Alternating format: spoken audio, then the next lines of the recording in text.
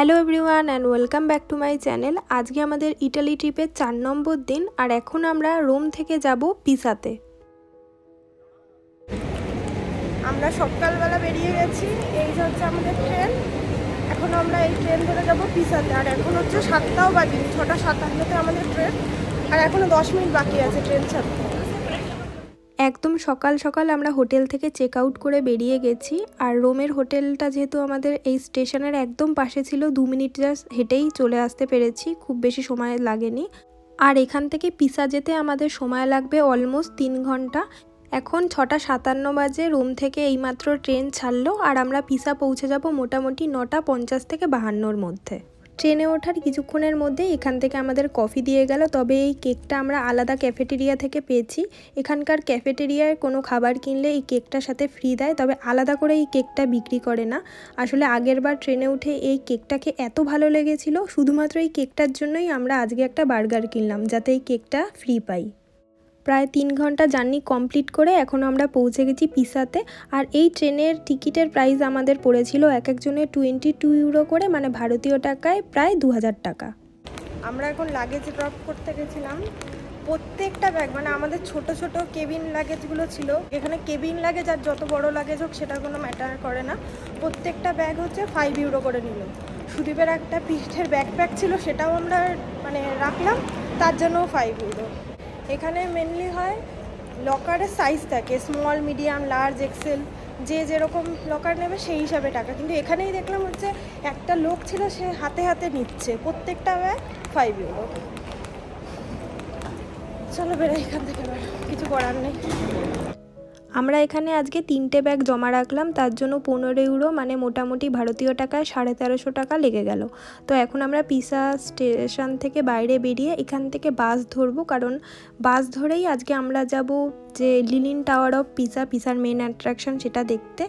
বাসে করে এখান থেকে যেতে আমাদের সময় লাগবে 10 মিনিট, তবে এই রাস্তাটা হেঁটেও যাওয়া যায়, কিন্তু সেদিন যেহেতু বৃষ্টি পড়ছিল তাই আমরা বাসে করেই গেলাম। আর টিকিট প্রাইস ছিল এক একজনের 1.7 ইউরো, মানে ভারতীয় টাকায় 150 টাকা করে। বাস থেকে নামার পর এখানে ছিল অনেক ছোটোখাটো দোকান, যেখান থেকে সবাই শপিং করতে পারবে। তবে আগে দেখে আসি এখানকার famous tower, leaning tower of Pisa. ওই যে হেলে আছে, ওই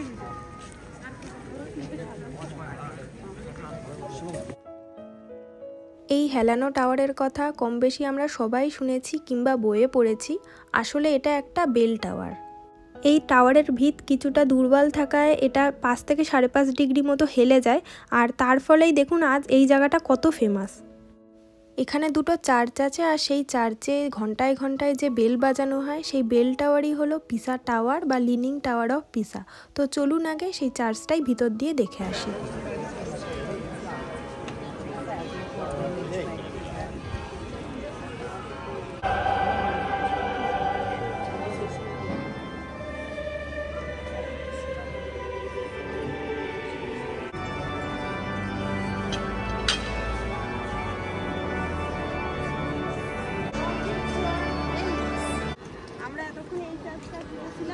এখন আমরা এই উল্টো দিকে আরেকটা চার্চ আছে, সেটাই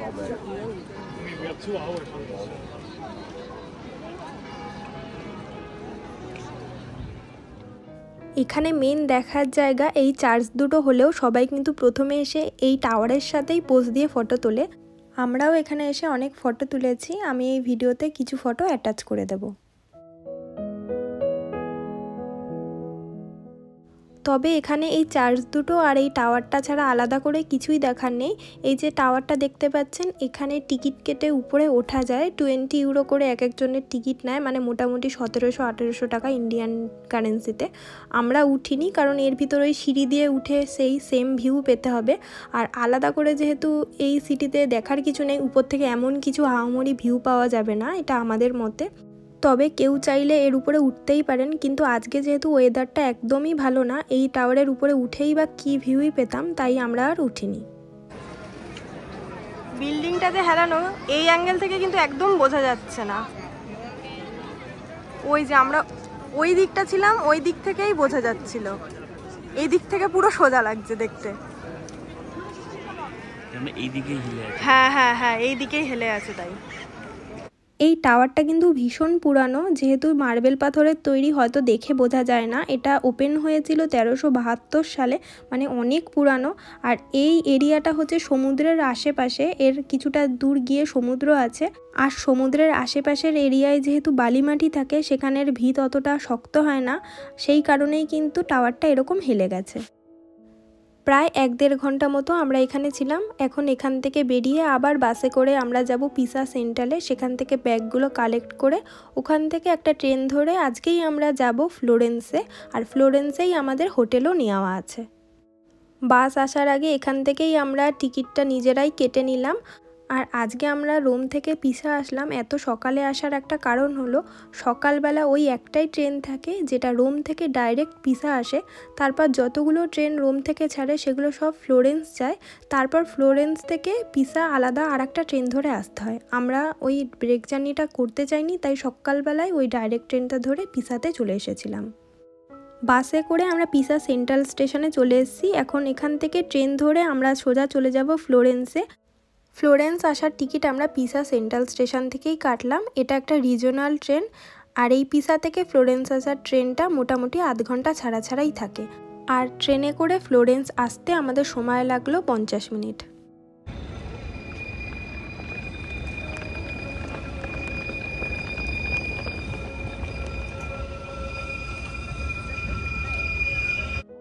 ফ্লোরেন্সের ট্রেন স্টেশন থেকে বেরিয়ে এখন আমরা বাসের জন্য ওয়েট করছি, কারণ এখানে আমাদের যে হোটেলটা নেওয়া আছে তার জন্য আমাদের বাসে করে 10 মিনিট যেতে হবে। প্রায় 15-20 মিনিট আমরা স্টেশনের সামনে বাসের জন্য ওয়েট করেছিলাম। অবশেষে একটা বাস আসে, আর সেই বাসে করে এখন আমরা চলে এসেছি হোটেলের সামনে। আমরা হোটেল রুমে ঢুকে গেছি। প্রথমেই রুমটা আমি দেখিয়ে দেই। আর এখন বাজে দুপুর 3:30 মতো। এখন আমরা হোটেলে কিছুক্ষণ রেস্ট করব, তারপর বিকালবেলা বেরাবো ফ্লোরেন্স শহরটা ঘুরে দেখার জন্য। আর এই হোটেলের নাম হলো হোটেল আইডা। আমরা এইমাত্র হোটেলে ঢুকলাম। বাসে যেই স্টপেজে নামার কথা আমরা ভুল করে আর একটা পরে নেমে গেছি। তারপর 600-700 মিটার এই রোদের মধ্যে হেঁটে হেঁটে এই জাস্ট রুমে ঢুকলাম। ফ্লোরেন্সের এই হোটেলে আমাদের কোনো লিফট নেই, কিন্তু আমাদের আজকে সেরকম অসুবিধা হয়নি, কারণ আমাদের ফার্স্ট ফ্লোরের রুম আর আমাদের লাগেজগুলো বেশি একটা বড় না। কিন্তু কারো যদি লাগেজ বড় থাকে এইসব হোটেলে খুবই কষ্ট হবে তুলতে। আর এখানে তো জানেন যে কেউ নেই যে তারা লাগেজগুলো রুমে পৌঁছে দেবে, নিজেদেরকেই আনতে হয়। আর রোমে আমরা যে হোটেলটা ছিলাম সেটা এর থেকেও পুরানো ছিল, কিন্তু লাকিলি ওই হোটেলে একটা লিফট ছিল, তাই আমাদের অতটা প্রবলেম হয়নি। আর যদি ওই হোটেলে লিফট না থাকতো তাহলে আমাদের খুব বেশি প্রবলেম হতো, কারণ ওই হোটেলের রুমটা ছিল 4 তলায়। আর সেই হোটেলের রুম মানে ফ্লোরগুলো ছিল হচ্ছে সেই আগেকার দিনের ফ্লোর, সেই অনেকটা উঁচু উঁচু। হোটেলে আমরা 1-1.5 ঘন্টা মতো রেস্ট করলাম। এখন আবার বেরিয়ে গেছি। এখান থেকে একটা বাস ধরবো 17 নম্বর, সেটা করে আমরা যাব ফ্লোরেন্সের মেন স্কোয়ারে। আজ বিকালবেলাটাই আমাদের কাছে সময় আছে এই ফ্লোরেন্স শহরটাকে ঘুরে দেখার জন্য, কারণ কালকেই আমরা এখান থেকে চলে যাব ভেনিসে। তাই হোটেলে বেশি সময় আর না নষ্ট করে আমরা বেরিয়ে পড়লাম এই শহরটাকে ঘুরে দেখার জন্য। প্রথমেই আমরা যেই জায়গায় আসলাম তার নাম পিয়েজ্জা দেল দুওমো।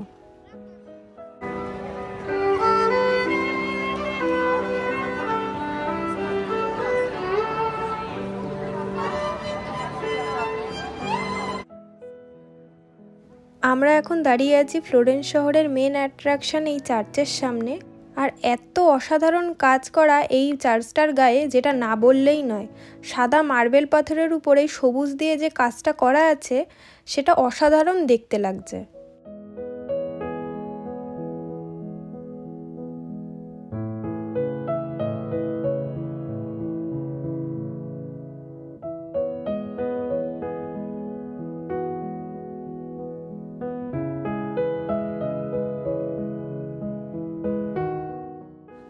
আমরা ওই চার্চের সামনের দিক থেকে সরে এখন এই সাইডটা আসলাম। আর এই সাইডটাই সবথেকে বেশি ফটোজেনিক, কারণ এখানেই সবথেকে বেশি ফটো তোলার ভিড় ছিল।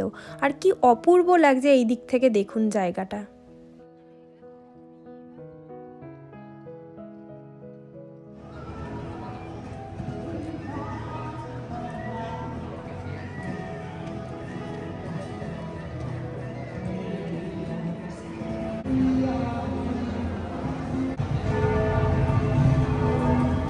ফ্লোরেন্সে যেই জায়গাগুলো দেখার আছে সেগুলো খুবই কাছে কাছে, তাই হেঁটেই এক জায়গা থেকে অন্য জায়গায় যাওয়া যায়। এখন আমরা ওই ক্যাথেড্রালের সামনে থেকে বেরিয়ে হেঁটে নেক্সট জায়গায় যাচ্ছি।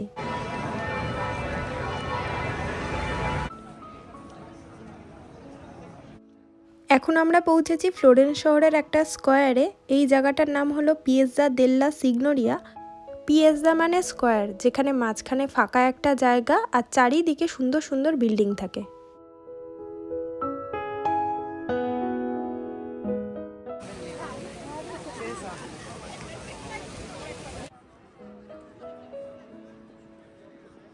সেই দুপুরবেলা পিসাতে থাকাকালীনই আমরা ম্যাকডোনাল্ডস থেকে কিছু খেয়েছিলাম, তারপর আর কিচ্ছু খাওয়া হয়নি। এখন খুব খিদে পেয়ে গেছে, তাই এখানেরই একটা পিৎজার দোকান থেকে ঢুকলাম। এখান থেকে আমরা নিলাম 2টো পেস্তো পিৎজার স্লাইস আর একটা ক্রসান্ট। তারপর খেলাম ইটালিয়ান ফেমাস একটা ডেজার্ট কানোলি। এর প্রাইস নিল 2.5 ইউরো, মানে ইন্ডিয়ান রুপিসে 220 টাকা মতো। আর প্রত্যেকটা খাবার খেতে কিন্তু খুব সুন্দর ছিল। খাবার দাবারকে হাঁটতে হাঁটতে এখন আমরা পৌঁছেছি ফ্লোরেন্স শহরের একটা ইন্টারেস্টিং ব্রিজের সামনে।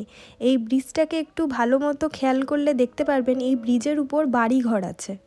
আর এই ব্রিজের উপরের বাড়িগুলোতে এখনও রীতিমতো লোকজন থাকে। এক্ষুনি আমরা এই ব্রিজের উপর দিয়ে হাঁটবো, গিয়ে দেখাচ্ছি এই জায়গাটা কেমন। আমরা ব্রিজের উপরে, দেখে মনে হচ্ছে যে একটা রাস্তা নর্মাল। হ্যাঁ, নিচে জল, পুরো স্থায়ী বাড়ি ফাড়ি দোকান মার্কেট সবকিছু বানিয়ে ফেলেছে। সত্যি বলুন তো, দেখে মনে হচ্ছে আমরা একটা ব্রিজের উপরে আছি। এখন দেখে মনে হচ্ছে না একটা নর্মাল রাস্তা, যার রাস্তার দুদিকে বাড়িঘর আছে, দোকানপাট আছে, কিন্তু দেখুন এটা আসলে একটা ব্রিজ। ওই যে সামনে একটা ব্রিজ দেখা যাচ্ছে, ওরকমই কাইন্ড অফ ব্রিজ, কিন্তু এটা একটু চওড়া, যেখানে বাড়িঘর দোকানপাট সব কিছু আছে। আর এই বিল্ডিংটা দেখুন পুরোপুরি রাস্তার উপরে, শুধুমাত্র নিচের পোর্শনটা একটু ফাঁকা করা, যেখান থেকে গাড়ি ঘোড়া পাস হতে পারে। আসলে এই শহরটা এতটাই পুরানো, তাই আমার মনে হচ্ছে এখানকার বাড়িঘরের প্ল্যানগুলোও একটু অদ্ভুত।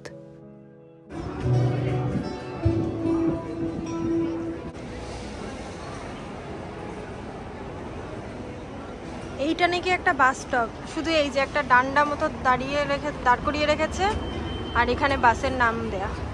অদ্ভুত, কতক্ষণ ধরে আমরা খুঁজে খুঁজে পাচ্ছি না। এই যে এরকম একটা অদ্ভুত রাস্তা, আর তার মাঝখানে এই যে এইটা, মানে অনুবীক্ষণ যন্ত্র দিয়ে দেখতে হবে বাস। এই যে এই বাসটা করে আমরা আসলাম।